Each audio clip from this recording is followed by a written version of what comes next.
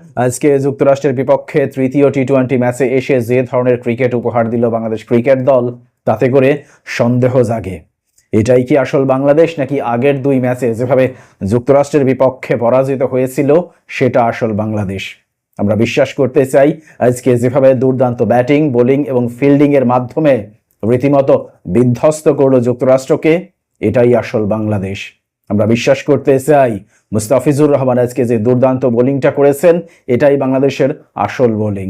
মুস্তাফিজুর রহমান আজকে আন্তর্জাতিক টি-20 ক্রিকেটে ষষ্ঠ সেরা বোলিং ফিগারের দেখা পেয়েছেন এবং প্রথম বাংলাদেশি ক্রিকেটার হিসেবে আন্তর্জাতিক টি-20 ক্রিকেটে 6 উইকেটের দেখা পেয়েছেন।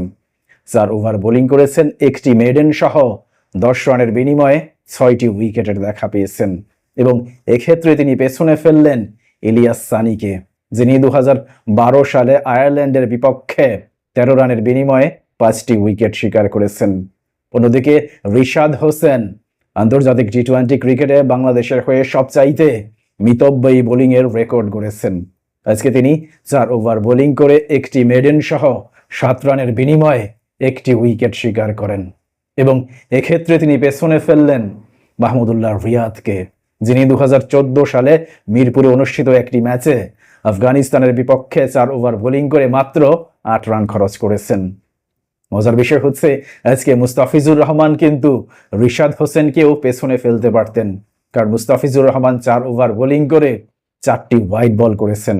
যদি 4টি হোয়াইট বল না হতো তাহলে তার বোলিং ফিগার দাঁড়াতো 6 রানের বিনিময়ে 6 উইকেট। সেক্ষেত্রে তিনি মিতব্যয়ী বোলার হিসেবেও বাংলাদেশের সবচাইতে সেরা বোলারের স্বীকৃতি পেতেন। তবে আরও আশ্চর্যের বিষয় হচ্ছে এবং আরও হতাশাজনক বিষয় হচ্ছে মুস্তাফিজুর রহমান এবং রিশাদ হোসেন যদি আজকে তাদের যে বোলিং ফর্ম, এই বোলিং ফর্মটা প্রথম টি-20 ম্যাচে অব্যাহত রাখতে পারতেন, তাহলে বাংলাদেশ প্রথম টি-20 ম্যাচে জয়ীও হতে পারত। সেক্ষেত্রে 2-1 ব্যবধানে এই সিরিজে পরাজিত না হওয়ার পরিবর্তে 2-1 ব্যবধানে বাংলাদেশ এই সিরিজে জয়ী হতে পারত। দেখুন আজকে বাংলাদেশ দলের ক্রিকেটাররা, বিশেষ করে বোলাররা যে ধরনের বোলিং করেছে, আদতে যুক্তরাষ্ট্রের বিপক্ষে এমন বোলিংই আমাদের প্রত্যাশিত ছিল। বিশেষ করে আজকে বাংলাদেশের বোলারদের সামনে 104 রানে আটকে থাকতে বাধ্য হয় যুক্তরাষ্ট্র। পরবর্তীতে 105 রানের জয়ের লক্ষ্যে ব্যাট করতে নামার পর বাংলাদেশ দলের 2 উদ্বোধনী ব্যাটার তানজিদ হাসান তামিম এবং সৌম্য সরকার যেভাবে ব্যাটিং করেছেন, আসলে টি-20 ক্রিকেটে ঠিক এমন ব্যাটিংই করা উচিত। বিশেষ করে যুক্তরাষ্ট্রের মতো দলের বিপক্ষে আপনি যখন বাংলাদেশের হয়ে প্রতিনিধিত্ব করবেন, তখন এমন আক্রমণাত্মক ব্যাটিং অবশ্যই কাম্য। এই দুজনের আক্রমণাত্মক ব্যাটিংয়ের সৌজন্যেই 50 বল বাকি থাকতে বাংলাদেশ 10 উইকেটের একটা দুর্দান্ত জয়ের দেখা পায়। মজার বিষয় হচ্ছে তানজিদ হাসান তামিম এবং সৌম্য সরকার আজকে যেভাবে ব্যাটিং করেছেন, তাতে করে এই দুজনের ব্যাটিং দেখেও কিন্তু আপনি আক্ষেপ করতে পারেন, কারণ আজকে এই দুজন যেভাবে ব্যাটিং করেছেন, যদি দ্বিতীয় টি-20তেও এই দুজন ঠিক একইভাবে ব্যাটিং করতে পারতেন, তাহলে কিন্তু বাংলাদেশ দ্বিতীয় টি-20তেও জয়ী হতে পারত। সেক্ষেত্রে এই সিরিজের ফলাফল 3-0 হতে পারত, অর্থাৎ যুক্তরাষ্ট্রকে 3-0 ব্যবধানে হোয়াইট ওয়াশ করার মধ্য দিয়ে বিশ্বকাপ যাত্রা শুরু করতে পারত বাংলাদেশ ক্রিকেট দল।